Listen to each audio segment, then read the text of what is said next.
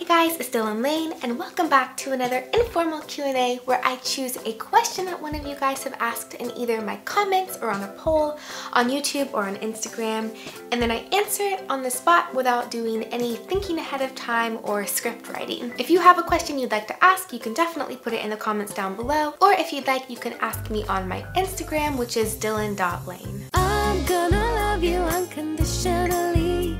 Take your pick.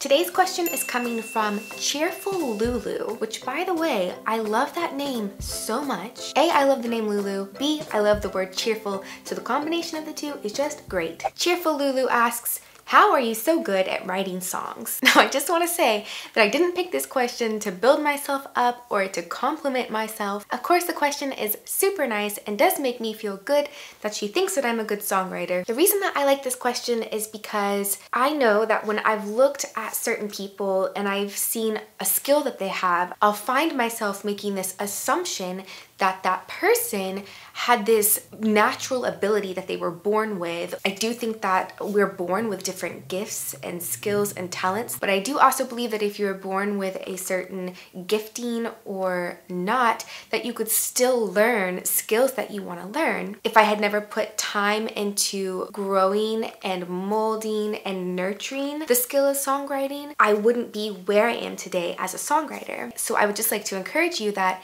if there's something that you want to do and it requires a certain skill, don't feel like just because you weren't born with a certain gifting or that it's not natural for you to do that skill, that doesn't mean that you can't learn that skill and go on to have a career using that skill. And even if you don't want a career necessarily, but you just want to do it for enjoyment or fulfillment, you could totally do that too. A few ways in which I feel like helped me grow as a songwriter and be able to write good songs. One was writing all the time. Just like any other skill, you have to spend time working on it, practicing it, and growing it. And that's definitely what I did really heavily for a minimum of 8 years. I think if you're at a point in your life where you could prioritize songwriting, you should definitely do that. As you write all these songs, you start to see things that you really like about your writing and then things that you don't like about your writing. And then you start to shape your songs more customized to your style, but then also your listeners over time, they'll start to notice your style too, and that's when they'll start to really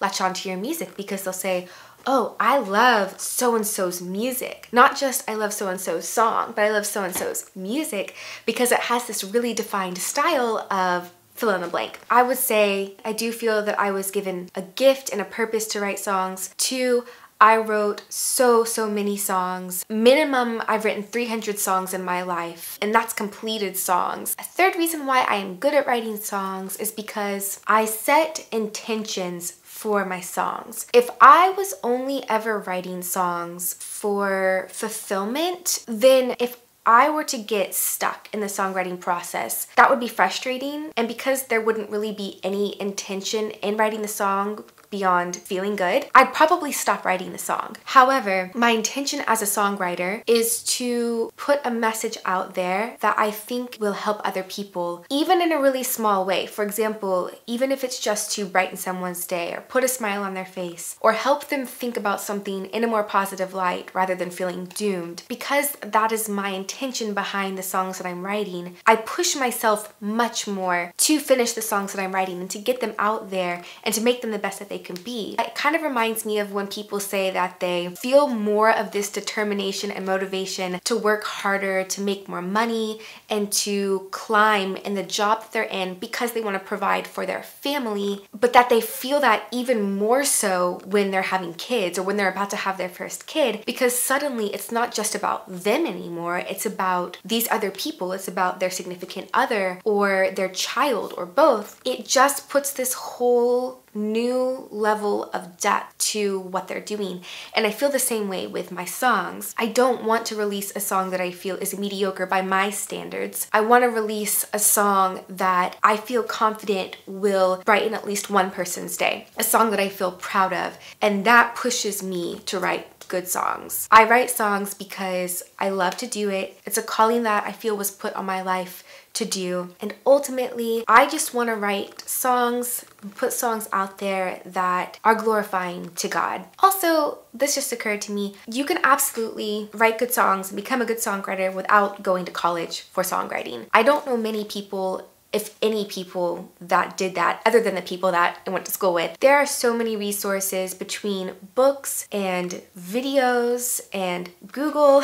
You can learn whatever you want to learn about songwriting through those resources. It really just comes down to practicing and researching and a willingness. Like, actually, this is probably one of the main things, a willingness to always be open to revisions and corrections and critiques. My entire college education was based on revising songs, critiquing songs, and my songs being critiqued. I mean this in a good way, I lost the need to impress people with my songs, and instead I switched over to this mindset of how can my song be better? Before Berklee, my mindset was I want to impress everybody with this song I've just written. Post Berklee is I want these people to tell me how my song can be better. Those mentalities are so completely different, I can't even tell you, but it changed my whole journey as a songwriter. If you have this mindset of I want to impress everyone with the songs I'm writing, that will work sometimes and it won't work sometimes. The times that it works, you'll feel amazing on cloud 9. The times that it doesn't work will feel terrible. You might want to quit. It'll just be this emotional roller coaster. The alternative mentality to have, which I believe so strongly in, is how can I make my song better? When you go into it with that mindset, your state of happiness, fulfillment, identity, all of those things will not fluctuate dependent on what people say. And that's so important. Instead, your music becomes removed from you.